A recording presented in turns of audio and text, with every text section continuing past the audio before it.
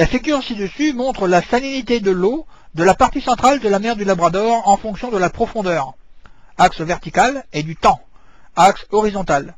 La diminution de la salinité dans la partie la plus profonde de la colonne d'eau est bien visible, et l'une des hypothèses possibles est le ralentissement de la formation d'eau profonde qui est la partie descendante de la circulation thermohaline. La seconde publication souligne que la circulation profonde provenant de la mer de Norvège, où se forme une autre partie des eaux profondes, et qui s'engouffre dans l'Atlantique profond, semble diminuer également. La formation d'eau profonde se passe pour partie dans la mer de Norvège, qui se trouve entre le Groenland et la Norvège. Les eaux profondes passent alors vers l'Atlantique à travers divers détroits, entre le Groenland et l'Islande, et entre l'Islande et l'Écosse. C'est noté SC sur le schéma. On peut mesurer les flux à ces endroits-là, ce qu'ont fait les auteurs de la publication.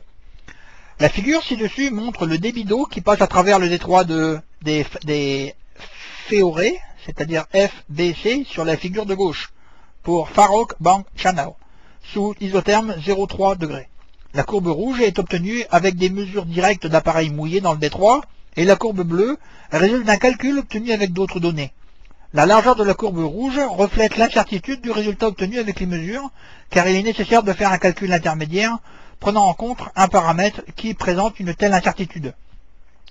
Le débit montre une tendance à la baisse, estimée entre 2 et 4% par an, selon les suppositions depuis le milieu des années 1990. Enfin, une troisième publication, la Randostov Climatic Change, présente les résultats d'un modèle qui conduit à un arrêt de la circulation thermohaline, en 2 siècles quand même, avec un apport supplémentaire relativement modeste d'eau douce provenant de l'Atlantique Nord. La deuxième manière de discuter de l'hypothèse du Pentagone est maintenant de se demander si l'enclenchement d'un tel arrêt de la circulation thermohaline en 2020 est une éventualité probable, c'est-à-dire que le risque que cela arrive est élevé. La réponse est ici moins pessimiste. Les modèles couplés océan-atmosphère en 3 dimensions ne montrent pas d'arrêt de la circulation nord-atlantique avec les conditions climatiques que nous aurons en 2020, ou même en 2100, voire ci-dessus. En d'autres termes, le résultat obtenu ne fait pas aujourd'hui consensus dans la communauté scientifique.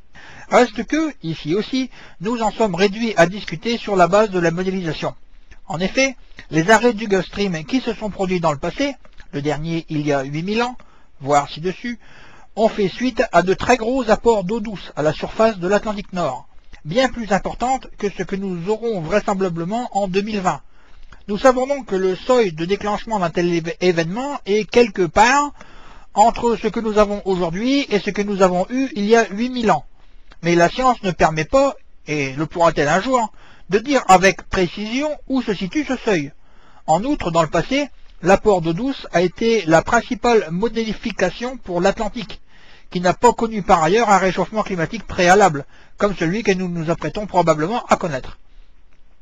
Pour faire la part des choses à l'avenir et tenter de préciser le seuil de déclenchement entre les conditions actuelles et les conditions très modifiées, et il n'est pas dit que nous y parvenions suffisamment tôt avant le déclenchement du processus si déclenchement il y a, la modélisation est difficile à remplacer. En conclusion, le plus probable est que la circulation nord-atlantique va un peu diminuer jusqu'en 2020, ce qui est cohérent avec les observations, mais un arrêt brutal semble extrêmement peu probable. Après, un troisième niveau de discussion est de savoir si les conséquences envisagées par le document du Pentagone sont plausibles, et si le Gulf Stream s'arrête. De ce point de vue, si un tel événement survenait en 2080 ou en 2120 plutôt qu'en 2020, nous aurions probablement droit à un chamboulement planétaire de très grande ampleur avec une mortalité massive à la clé. L'événement intéressant de ce rapport est surtout que, émanant d'une institution que le président Bush respecte énormément, il invite un président qui s'est souvent déclaré sceptique sur le changement climatique à considérer ce processus comme une menace de premier plan pour la sécurité intérieure aux États-Unis. Le ralentissement des courants marins convectifs pourrait avoir une deuxième conséquence désagréable, comme ce sont eux qui ramènent les profondeurs des sels minéraux indispensables à la croissance du plancton végétal, que l'on appelle le phytoplancton, qui démarre la chaîne alimentaire marine, et ce sont aussi ces courants qui amènent l'oxygène dans les fonds marins où ils permettent la vie. Le ralentissement pourrait affaiblir toute vie marine en général, laquelle n'a pas nécessairement besoin de cette contribution additionnelle de notre part.